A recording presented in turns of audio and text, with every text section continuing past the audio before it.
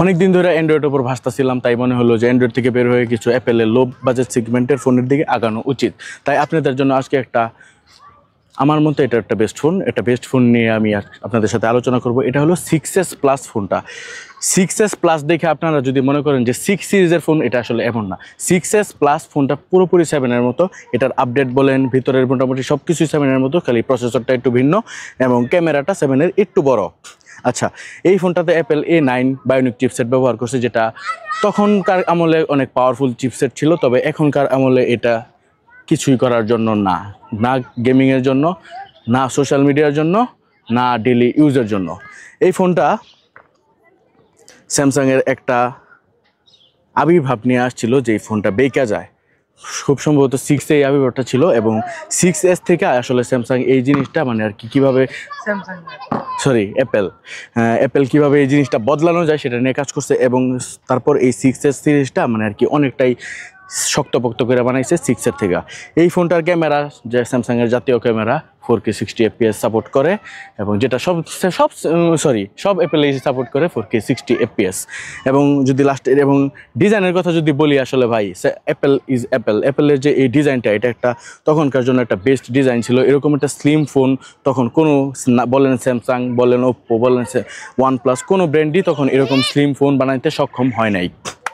এবং এটাতে fast charging বলতে তেমন কিছু নাই, এটা অনেক আগের একটা ফোন। এবং এখানে দেখতে পাচ্ছেন সাউন্ডের জন্য একটা আছে, এবং এখানে 3.5 আছে, যেটা অ্যাপেল থেকে এখন বিলুপ্ত হয়ে গেছে। এবং এটার পিছনের যে ক্যামেরা, সেটা হলো 8 মেগাপিক্সেল না 12 মেগাপিক্সেল, 8 না 12, 12 মেগাপিক্সেলের একটা শুটার আছে, এবং একটা ফ্ল্যাশ লাইট আছে, এবং এখানে একটা রিসিভার আছে। হ্যাঁ, লাস্টে যেটা বলবো সেটা হলো এটার বাটন। এখানে কিন্তু এটা ফিঙ্গারপ্রিন্ট, এটা হলো বাটন। বাহ, দিনটা কিন্তু খুব সুন্দর, অসাধারণ একটা মানে ওয়েদারের ভিতর আমরা আসছি ভিডিও করতে, খুবই ভালো লাগতেছে। এবং এখানে একটা অ্যালার্ট ইনসাইডার আছে, এবং এই ফোনটার উপর দিয়ে কিচ্ছু নাই।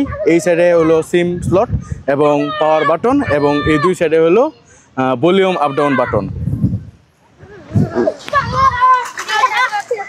আমি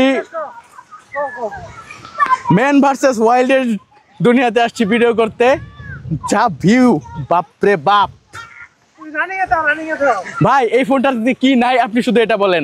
এই ফোনটা যখন তৈরি হয়েছিল তখন এটাতে কি দেয় না অ্যাপেল এটার ভিতরে সবকিছু দিয়েছিল, এবং যেইগুলো এখনকার জন্য বেস্ট না হলো তখনকার জন্য বেস্ট। এই ফোনটা দিয়ে এখন আপনি তেমন গেম প্লে করতে পারবেন না, ফ্রি ফায়ার খেলতে পারবেন, কিন্তু পাবজি, কল অফ ডিউটি এগুলো কিচ্ছু করতে পারবেন না। এবং যদি আমি ব্যাটারি ব্যাকআপের কথা বলি, সেটা এখন ব্যাটারি ব্যাকআপ আপনাকে কোনোভাবেই সন্তুষ্ট করবে না, কারণ 1 থেকে 2 ঘন্টা মাত্র এটা আপনাকে ব্যাটারি ব্যাকআপ দিতে সক্ষম হবে। যদি গেম খেলেন তাহলে আরও কম, আর যদি ডাটা ইউজ করেন তাহলে আপনার সাথে আমার কোনো কথা নেই, আপনার সাথে আমার ব্রেকআপ।